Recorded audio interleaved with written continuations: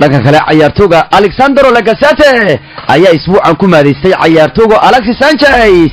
Sanchez ayaa markuu Manchester tago waxa loo arkayaa inuu noqday mukulaal yar iska noqday baa loo arkayaa halka barigu uu Arsenal joogay uu ahaa waruux waaba libaax maxaa dhacay libaax buu ka habaalay barigu Arsenal joogay taageerayaasha Arsenal waxay leeyihiin ninkii libaaxowga ka ahaa Arsenal mukulaalo buu ka noqday bariga uu Manchester joogo haddaba Lacazette hadal lagu garaacayo ama qoraal lagu garaacayo Sanchez ayuu like saaray wuxuu yiri waan ka helay warkiina ya Lacazette ma Sanchez baa laga celin kari laayay oo miya Sanchez laga celin kari laayay goolaliyaha qaranka kan ee Arsenal iyo Faransiiska Alexandro Lacazette ayaa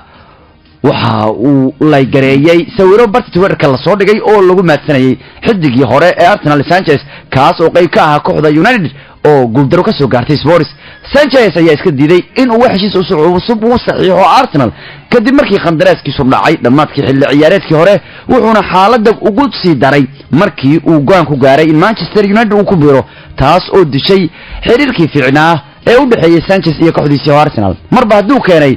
inuu Manchester Arsenal looga waxa ka dhaxeeya Arsenal in legend uu yahay ama ciyaarto u soo ciyaari jiray xataa way ilaabeen haddaba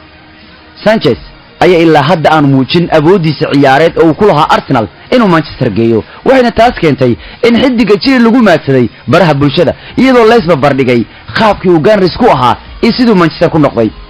Sanchez ayaa maamulay in 3 gool oo kaliya uu soo dhaliyay sanadkii 2008 waxaana wali u muuqdaa inuu raadinayo qaab ciyaareedkiisa cajiibka ah ee Gunners inuu keeno Manchester balse taa beddelkeeda Henrik Mkhitaryan ayaa helay taageerada Arsenal kadib markii xilli ciyaareedkii la soo dhaafayba bandhig fiican uu sameeyay haddaba taageero kooxda Arsenal oo ay ku qoran tahay Ali Arsenal ayaa bartiisa Twitter-ka soo dhigay sawir Alex Sanchez markii uu cadar uu ka dhigay kooxda Gunners iyo waliba sawir maada oo uu ka dhigay inuu yahay Sanchez-ka hadda ee Manchester laakiin sawiradan ayaa markiiba si degdeg ah ugu baahay baraha bulshada waxaanu gaareen oo uu gaaray sawirka markuu baraha bulshada ku baahay xidiga Arsenal Lacazette ayaa sawirka markii dambe arkay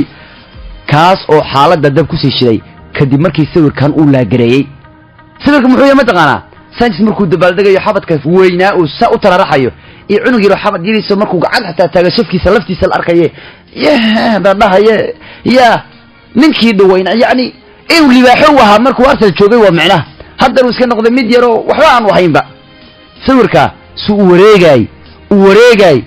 aw Lacazette arkay like ay ku qabtay oo waan ka helay yiri macnaha in Sanchez sida loo garaaco waa macnaha balse jamaahirtu Arsenal ayaa markiiba ka farciyeen dareenka Lacazette waxay soo bandhigeen siday ugu raaxaysteen in xidiga Faransa uu jawaab ka bixiyay sawirka noocan oo kale ee waliba uu noqday ama loogu maadsanayo Sanchez libaaxow mukulaalo waa ku dhacay